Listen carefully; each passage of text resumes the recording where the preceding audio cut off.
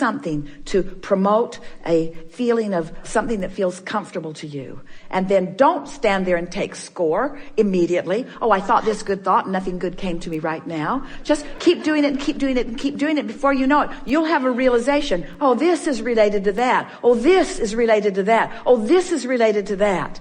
Until you reach the place that Esther has been for a long time, where when something wanted happens, she says, oh, I did that. And when something unwanted happens, she understands her part in that too. You see, everything is about the momentum that you set into motion. Do you feel that you have the power to think a thought? Or are you responding only? Can you think a thought from a neutral place? Can you? Can you think a thought from a neutral place? So if you're reveling in something, if you're appreciating something and the thought comes, is it a thought that came from a neutral place? No, it isn't. It's a thought that came from momentum that you had going. And often it's a thought that's inspired from non-physical. In other words, you get your vibration high enough where you're hearing what we're saying and we're flowing all kinds of ideas to you that you're picking up on, you see. That's momentum. That's that leverage that we're talking about. What about if you've got something negative going on that you've been thinking about, and then yet another negative thought and yet another negative thought comes? Did that start out of nowhere, or was there momentum going? There was momentum. So can you start a thought in the direction of what you want from a neutral place? Do you believe it's possible? And what would be the conditions of that neutral place? What kinds of things might you do? Catch yourself early when you wake up. And what else? Meditation.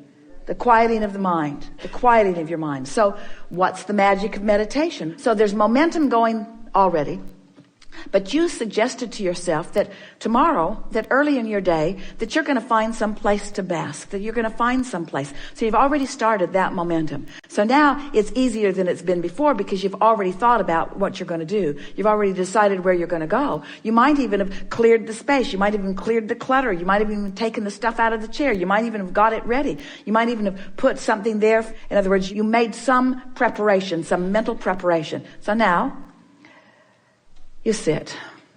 The magic of meditation goes like this. You find a thought that is already neutral, that you do not have a negative opinion about, and you focus upon it. You could listen for a sound. Can you hear a sound in this room when we are not making one? A sort of ever-present sound of the air flowing in. Can you hear it? Mm-hmm. That'd be a good thing to focus upon, because it's not abusing your ears. You have to focus to hear it. It's meaningless. You didn't divorce it. It didn't snatch your business out from under you. It didn't die unnecessarily. In other words, it's neutral. It's neutral, and you have the power to focus on it. And when you do, you reach a neutral place where momentum that you already have established will then flow. Some people say when they sit to meditate, their mind gets chatty. Even more chatty than usual. That's because you've already got some stuff activated. So what else could you do? You could focus on your breathing. You could deliberately breathe in. Long, in. Just filling your lungs. And then you could let it slowly out. And you could breathe in a rhythm that is not normal. We would encourage the guided meditation that has been presented with music that will actually guide you with your breath in and guide you with your breath out. It'll hold you in a neutral place. Because if you have the ability to find a neutral place, then you have the ability to set something else in motion. But friends, the majority of you and the majority of people that you know are waiting until the momentum is working against you, and then you're trying to do that. And then you're saying, it's too hard. And then you let that momentum carry you, and then you practice a vibration that doesn't serve you, and then you don't feel powerful when you are. If we were standing in your physical shoes, we would discover the power of the neutral zone. We would conjure it deliberately. We would discover the power of meditation, which is just quieting your mind. And then we would begin watching for the momentum that ensues. And when you realize, and you will, things are shifting for you. When you realize that this thought came and that's a new thought for you, and this thought came and that's a new thought for you, then we would turn our undivided attention to that momentum and we would push it in the direction that it is already going. And that's when it really begins to get fun. In other words, that's when you start making lists of positive aspects, or that's when you begin doing rampages of appreciation. You watch us as we are interacting with people, and you hear sometimes someone will start out with something that they're bumping up against. And at first, we don't jump right in the middle of it, because all it does is make them feel more resistant, maybe even making them feel challenged. It sometimes even makes them argue for their limitations. So we start out slow until we find some place where we can fit in, where we can feel that they're fitting in. And then it doesn't take long before we're romping all over the place, before we're rampaging in our awareness. You saw it with our friend and her business. At first, it was sort of slow going because her momentum was all about what she did not want. And any conversation that we engaged in with her was only going to perpetuate the momentum in the direction of what she did not want. So we just kept playing with it until we found some neutral ground. Did you witness that? Did you see how that happened? Did you see the point when she finally sort of settled down? Did you see a point where she sort of just was resigned? There was a resignation. If you were paying attention, you saw when that happened. She sort of gave up. She sort of gave up arguing for her limitations. And at that moment that she gave up arguing for her limitations, the momentum of all things that are already in her vortex just began lighting up. And then we could not stop talking. We could not stop expressing what we were feeling. In other words, we had to follow the momentum of all of that. And didn't make you just want to follow her around and see what's going to happen? Couldn't you feel the power of all of that going on, you see? It's the same thing over and over and over. There's no magical formula, but there is a formula. And the formula goes like this. You are offering a vibration and law of attraction is matching it, and there is a momentum in that. And if you like it, keep doing what you're doing. If you don't, then do something different. Profound, isn't it? So can you fast forward into the manifestation of those things, that abundance that you often see way down the road? Because that kind of abundance doesn't come to a youngster like me, or that kind of abundance doesn't come to someone in an occupation like I have. That kind of abundance, if you can get yourself to begin to expect that kind of abundance that we promise you is out there, and we say out there not because it's out there far into the future, we say it's out there vibrationally, not yet received by you, a different frequency than the frequency you commonly are offering. But you can begin doing something about that right now. And the evidence of the change of your frequency will be evident right now. So then you begin getting pretty sure of yourself. You say, I am the creator of my own reality. And others will say, get away from me. You say, I am the creator of my own reality because I am the thinker of my thoughts. But more important, I am the feeler of my feelings. I am the discerner of my frequency. I am the molder of my own vibrational clay. I am the offerer of the energy, and therefore I am the setter of the tone. I'm the setter of the mood. I am the emanator of the vibrational signal that law of attraction is responding to.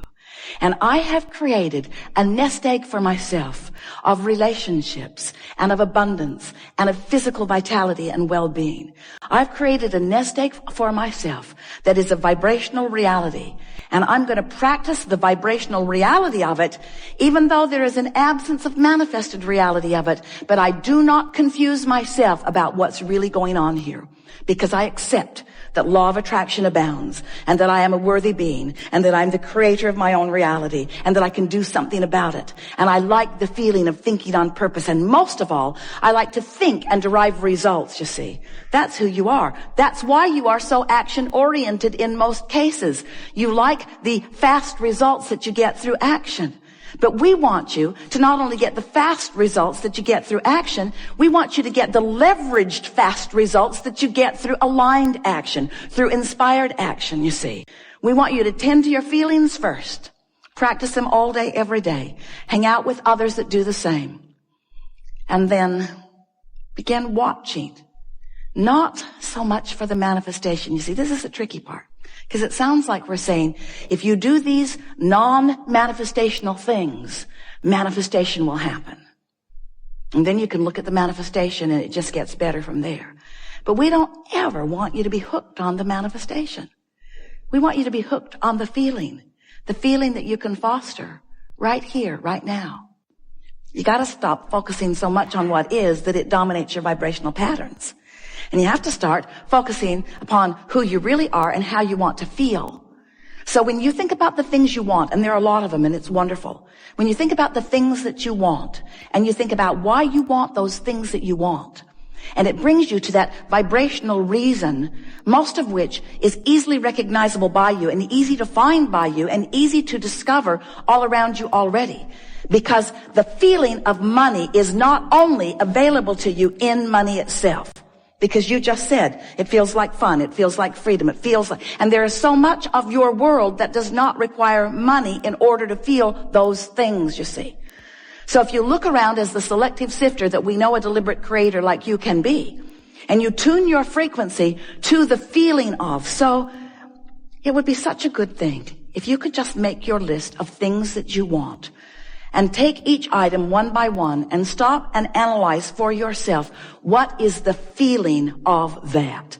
When I have that, when I live that, when I am that, when that is my experience, when that's who I am, when that's where I am, when that's who I'm with, when that's what I'm living, what does that feel like? What does it feel like? Not what does it look like? What does it feel like? What does the vibration of security feel like? What does the feeling of homecoming feel like? What does the feeling of empowerment feel like? What does it feel like? And as you pose those questions to yourself, as you move through your days, and you're feeling a lot of those things all day, every day, as you come across, we started to say stumble across because you may not be doing it exactly on purpose, but as you come across that feeling, and you come across that feeling after you have acknowledged that you want to find that feeling, it will stand out in a more vivid way, and you can say, yes, that's it.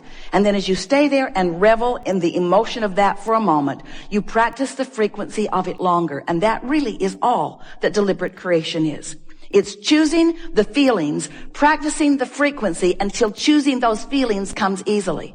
And you know why choosing those feelings come easily?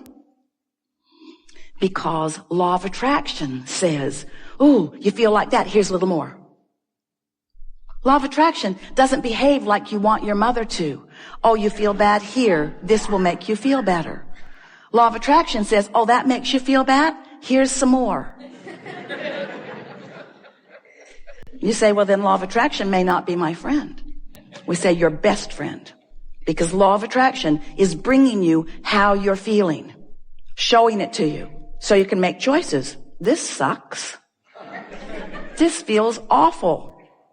How can I feel differently than this? And that's what we're going to be talking about here today. How can you gain control of the way you feel in this situation and this one and this one and this one? We'll give you a little hint. It's about self-soothing.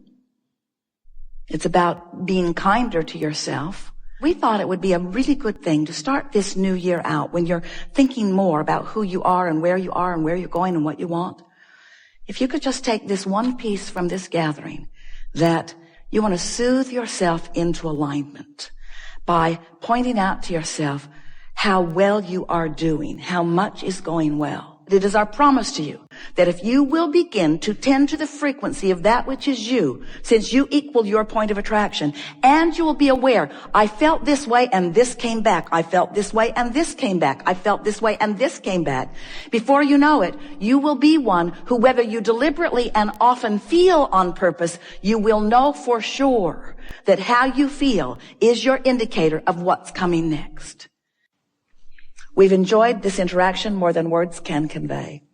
We're glad that you're here, and we're glad that you're mixing it up, and we're glad that you are finding things that you want, and we're glad that you are sometimes standing in places that you don't want to be. We're glad that you're allowing your life to put you in the places where you're asking important questions. And we want you to know that every question that you ask is an important question.